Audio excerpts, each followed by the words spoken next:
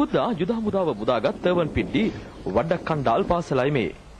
LTTE යුද කටයුතු සඳහා ළමුන් පෙළඹවීමට පාසල් යොදාගත් ආකාරය පැහැදිලි කර ගැනීමට හොඳම උදාහරණයක් ලෙස මේ පාසල දැක්විය හැකියි. පාසලේ ප්‍රධාන ශාලාව මැද LTTE ඉදිකර ඇති මේ ගොඩනැගිල්ල නම් කර ඇත්තේ මහවීර පුදසුන ලෙසයි. යුද හමුදා ප්‍රහාර වලින් මේ යන LTTE බේබි බ්‍රිගේඩ් ලෙස හඳුන්වන ළමා බලකායේ සමාජිකයන්ගේ මృత ශරීර ප්‍රදර්ශනය කිරීම සඳහා මෙය ඉදිකර තිබෙනවා.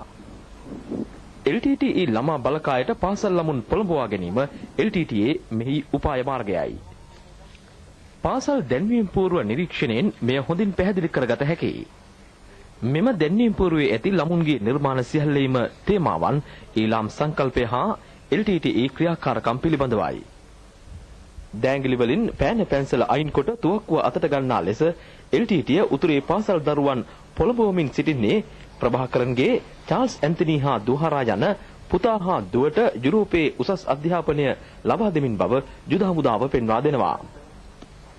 උසස් පෙළ සිට ප්‍රාථමික පන්ති දක්වාම දරුවන්ට යුද මානසිකත්වය හා වෛරය ඇති කිරීමට LTTE උත්සාහ දරා ඇති බව මේ අනුව පැහැදිලි වෙනවා.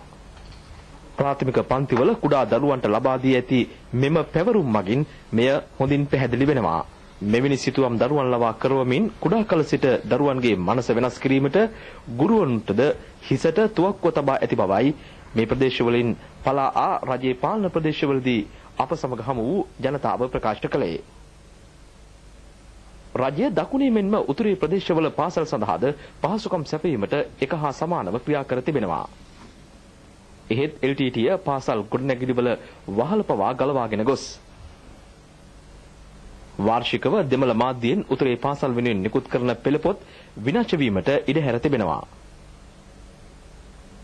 දෙමළ මන්ත්‍රී සන්ධානයේ උතුරේ ජනතා නියෝජිතයන් උතුරේ දරුවන්ගේ අධ්‍යාපනය ගැන කතා කළද මෙම සත්‍ය වසන් කර ඇති බවයි මේ අනුව පැහැදිලි වන්නේ.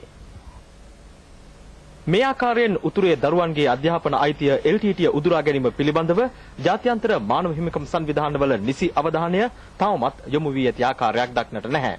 රූපවාහිනියේ සමන් කුමාර රාමවික්‍රම තර්වන්පිඩ්ඩි විද්‍යාලයේ සිට